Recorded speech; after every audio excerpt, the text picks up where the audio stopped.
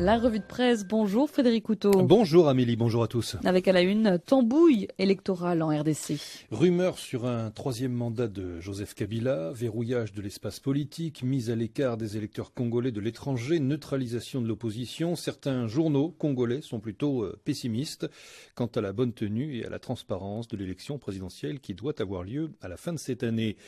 En effet, pointe le potentiel, la majorité au pouvoir a juré de sauvegarder à tout prix le siège de son autorité morale. Soit elle gagne les prochains scrutins avec l'aide de sa machine à tricher, soit elle les envoie au calendes grec.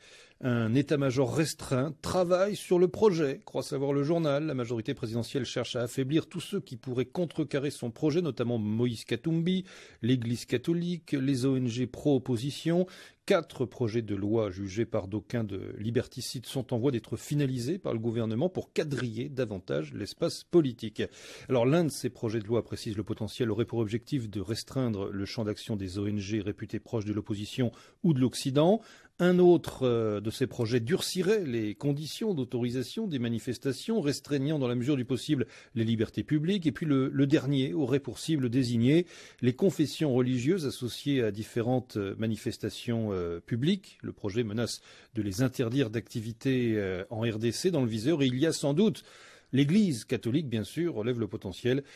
Autant dire que la majorité au pouvoir se prépare au pire. Conclut le quotidien congolais, les élections ne sont pas à son ordre du jour. Elle est déterminée à quadriller l'espace politique. Première étape, donc neutraliser tous ceux qui peuvent se mettre en travers de son projet. Et l'un des artisans de cette tambouille électorale serait Corneille Nangaa, le président de la CENI, à en croire la tempête des tropiques, autre quotidien congolais. Élection, Nangaa brouille les cartes, s'exclame en effet le journal. Le président de la CENI continue de défendre bec et ongle sa fameuse machine à voter que la loi électorale ne reconnaît pas, affirme le quotidien congolais, et qui est dénoncée par l'opposition comme une machine à tricher.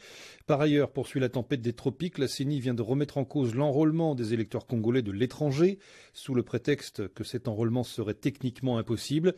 Ces compatriotes sont donc privés de leur droit de voter, d'être électeurs ou éligibles. Voilà comment Corneille Nangaa brouille les cartes, s'exclame la tempête des tropiques. D'ailleurs, pointe encore le journal, plusieurs acteurs politiques soutiennent que le décor est clairement planté pour que les élections n'aient pas lieu le 23 décembre de cette année. Récemment, le site Africarabia spécialisé sur la RDC rapportait que devant l'incertitude du calendrier électoral et devant l'absence de décrispation politique, le comité laïque de coordination, le CLC, avait annoncé la reprise des actions de contestation après une trêve politique de 2 mois. En effet, précise Africarabia, le CLC estime que l'actuel calendrier électoral reste incertain.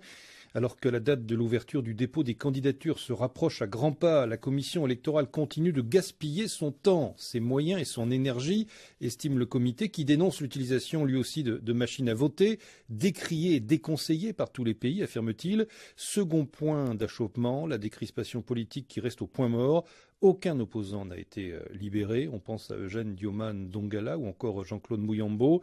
Et aucun exilé politique n'a pu retourner au pays. On pense bien sûr à Moïse Katumbi en exil forcé qui risque la prison s'il décidait de retourner en RDC. Enfin, relève encore Africarabia, le comité laïque de coordination redoute également que la majorité présidentielle ne cherche par tous les moyens à contrôler le scrutin afin de conserver le pouvoir. Et justement pour Sindika Dokolo, l'initiateur du mouvement d'éveil civique Debout Congolais, cité par le site d'information congolais 7/7, Joseph Kabila, le président, envisagerait 3 options pour conserver le pouvoir effectif. Oui, glisser tout d'abord, c'est-à-dire trouver des prétextes techniques, légaux ou logistiques pour repousser encore une fois les élections, tricher, c'est-à-dire permettre l'organisation d'élections non transparentes, non libres, non équitables pour couronner la victoire d'un éventuel dauphin.